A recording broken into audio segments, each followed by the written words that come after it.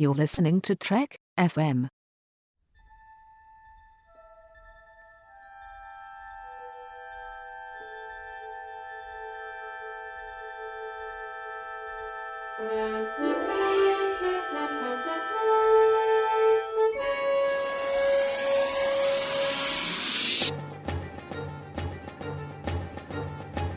Welcome to From There to Here, where the hosts of the network get together and discuss for you all 729 episodes and movies in the Star Trek franchise, including those that take place in alternate realities.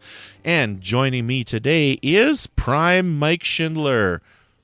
Yes, and we should probably note, it wouldn't be an episode of From There to Here if you didn't introduce yourself. I am alternate Brandon Mutala.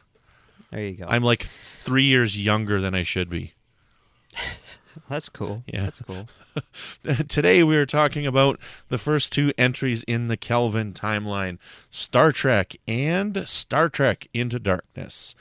And in Star Trek, we have the young crew of the Enterprise that we know going through Starfleet Academy and having to take command of the USS Enterprise and save the day after Vulcan explodes and shenanigans ensue. And Romulans with giant ships kill people, and it's fun. It definitely is fun. So this is my favorite of the three. I'm going to say that right off the bat. I like this a lot. I think it's a fun reboot. In my head canon, though, it's just a reboot. It's just a plain reboot. It doesn't take place in the, in an alternate timeline or anything like that. I know that Star Trek fans like to fit everything together, and I don't need everything to fit together. I didn't need an explanation for the Klingon forehead ridges, in Star Trek. I don't need everything to be tied up in a tight little bow. There are so many inconsistencies in Star Trek as it is that I think it should have just been a reboot myself. What do you think? I would have been okay with it being just a reboot itself, but I think that the explanation that they came up with was pretty ingenious.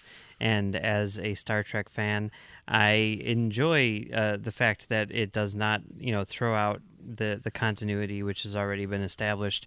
And I honestly don't really have a problem with some of the inconsistencies. There's just a couple things which I'm like, that's convenient, but for the most part, I think it's fine. I can forgive them. There's certainly, bigger plot holes in the other 726 adventures that we've looked at in the Prime universe.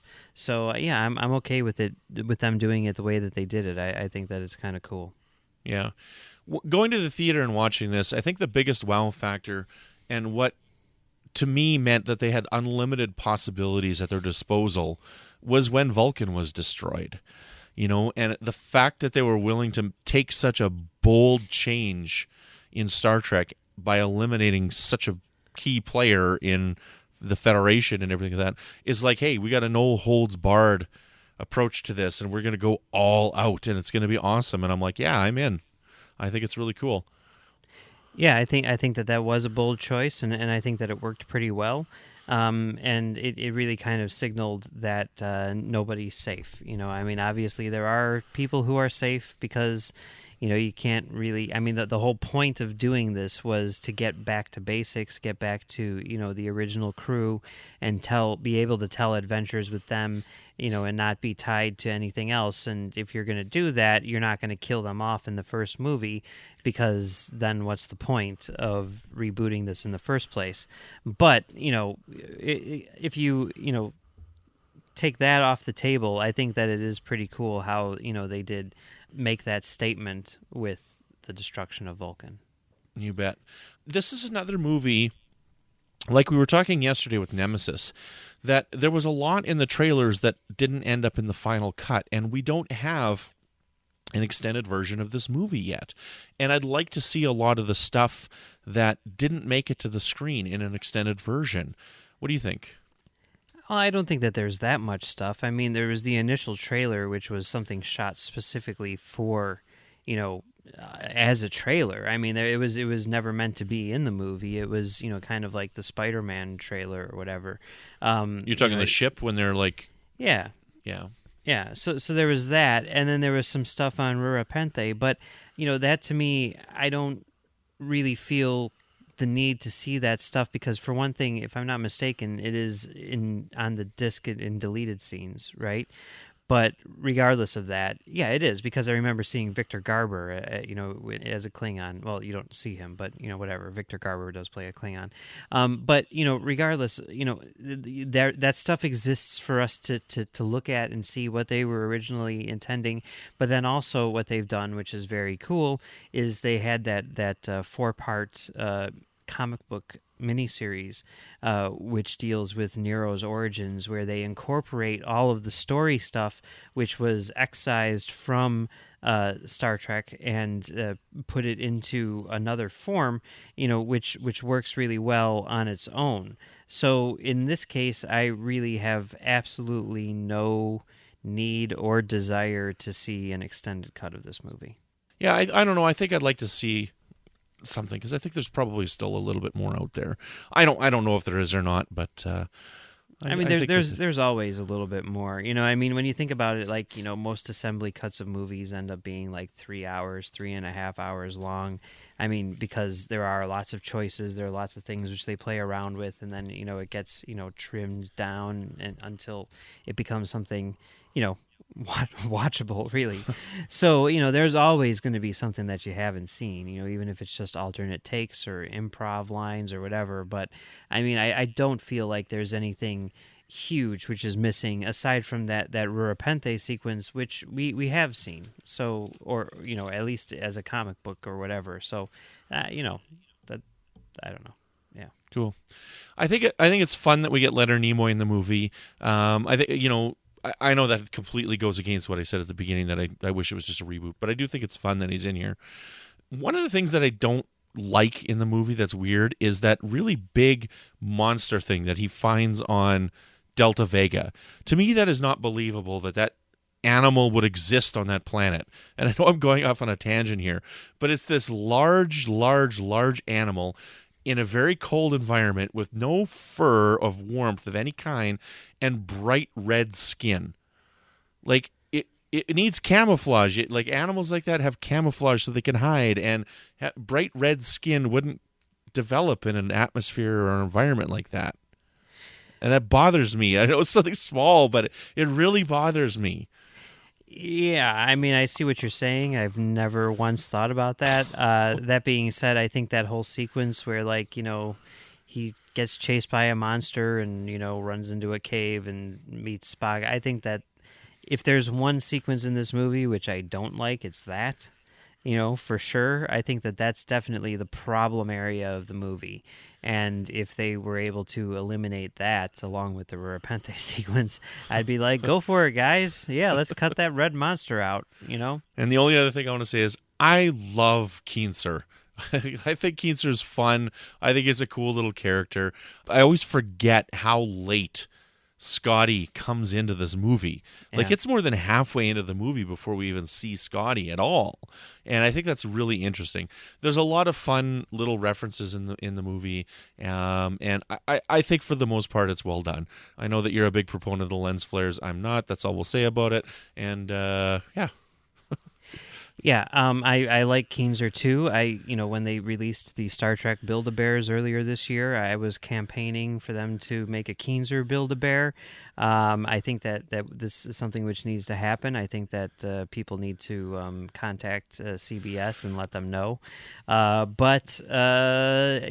I mean, I guess the thing about this movie is, well, most people probably know this, but just in case, I do think that this is the absolute best of the 729 adventures in the canon.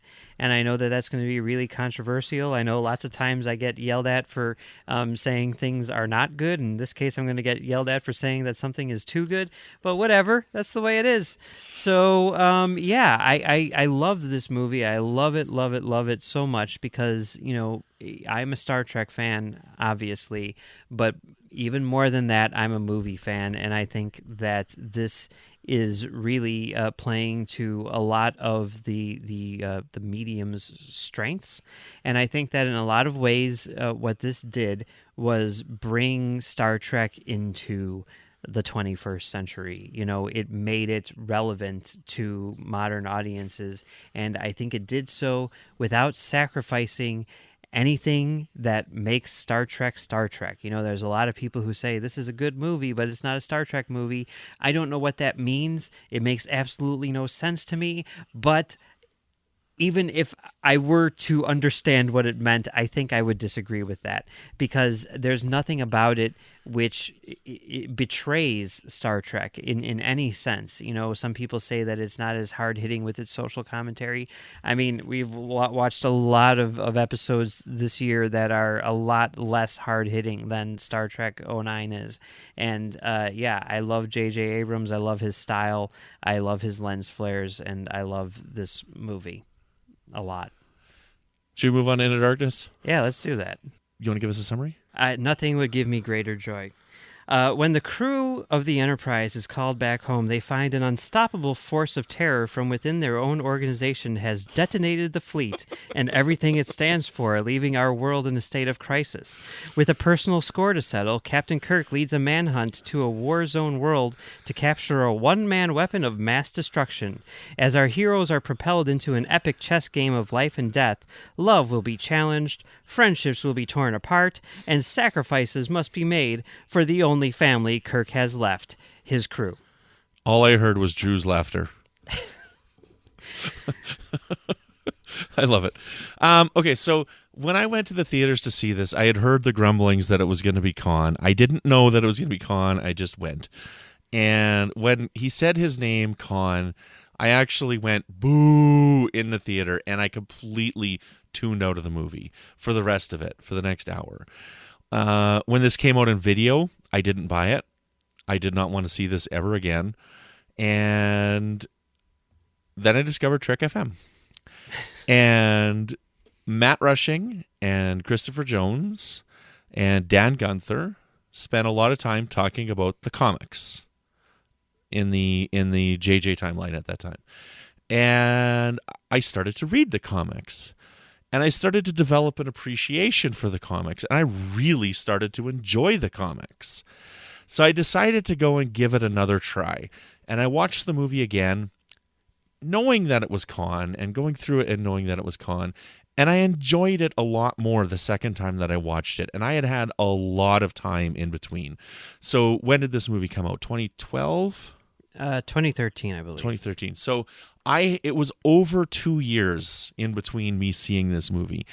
And I still didn't like the ending of it, but I enjoyed it a lot more than I did the first time. And then I had to watch it again for this, and I got even further in my enjoyment this time. I got to about 10 minutes left in the movie when, like, as soon as Kirk goes into that thing and does what Spock does in the Wrath of Khan, that's where it falls apart for me. So now that I've had a little bit of time to rewatch it and stuff, I honestly don't think this movie is that bad. And I think an hour and 50 minutes of this movie is actually pretty darn fun to watch. It's just when they blatantly take the ripoff of Star Trek II is when it really hurts. It hurts because, like I said, I think Star Trek II: The Wrath of Khan is a perfect movie. And I think that the ending of this movie is an insult to what Star Trek II is. Yeah, I really love this movie. I have to say, I think that it's one of the better movies. Is it Wrath of Khan good? No, it's not. It definitely has some problems, but on the whole, I think it's fantastic. The Khan thing, I think that was a miscalculation by them in like an advertising thing, but that to me should not really have an impact on the movie itself, because future generations are not going to be watching the trailers for this movie or whatever and trying to figure out whether or not this guy is Khan. But I think that the way that they used Khan was really interesting and I think really effective. I think that one of the things that the Kelvin timeline is its variations on a theme, and to sort of like pull in this Khan storyline much earlier than originally intended in the Prime timeline is fascinating.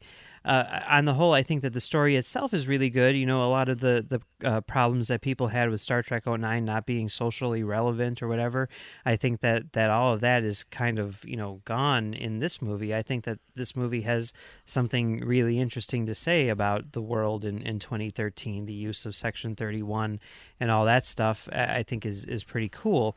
And, as far as, just sort of like the big action blockbuster aesthetic is concerned, I think that this movie really, really works well. I think that, the photography, the editing and all that stuff is very well done. As far as the ending is concerned, I like it in theory, the idea of, sort of like flipping the dynamic which is present in Wrath of Khan in order to kind of like say something different about these characters, at this stage in their friendship, really. That all of that works for me. The problem that I have with it is, well, I think using the lines from that scene are fine. I don't have a problem with that. I think having Spock yell out Khan is a little too self-referential and, kind of just makes me, cringe whenever it happens. That's the first problem. I think the second problem, even though, we just talked about this and we know that it's gonna happen, bringing Kirk back to life, that's dumb. But Yeah. it is what it is. You got to have him in the next movie, so you bring him back to life, whatever. At least it didn't take them a whole, movie to bring him back, so there's that. And, on the whole, I think that it's an excellent movie. It's so hard. Like, I honestly, when Khan was a good guy in the middle of this movie, it was a better movie for me. Like when he's like working with Kirk and stuff. I don't know. Like I was enjoying that a lot more when that was happening. And well, that was really interesting because there was a point in that movie where you're like, are they just gonna make him a good guy? Because it's not like he's acting out of whatever. He's not trying to take over the world in this movie. He's not trying to dominate the humans. His reason for what he's doing is justified. He's been completely screwed over by Marcus, and he's trying to save his people. When he cries in that jail cell, like I that's genuine, and I feel bad for the guy, and I am rooting for him, and I think that is cool when Kirk and Khan team up, but I also do think that the turn when he ends up being the bad guy for real is effective. All right, well, do you think we should wrap this up? Sure. All right. So where can people find you when you're not championing the Kelvin timeline? Oh, well, I don't know when you can find me when I'm not doing that. But if you want to find places where I am doing that, you can check out Stage 9 on Trek.fm right here, where we talk about the people who make Star Trek. And you can also find me on the Nerd Party network, thenerdparty.com, doing Great Shot Kid, where we talk about the people who make Star Wars. And you can also find me on commentarytrackstars.com, where we have our new Christmas commentary for Mad Max Fury Road. And you can find me on Twitter at Mumbles3K. And you can find me here on the network with new episodes of Melodic Treks, which is all about the music of Star Trek, as well as on several recent episodes of Warp 5, our Star Trek Enterprise podcast. You can find me on Twitter at Brandon-Mutala, and every once in a while I poke my head up in the Babel Conference. So join us again tomorrow as we wrap up this crazy fest that we called From There to Here with Star Trek Beyond and our final thoughts.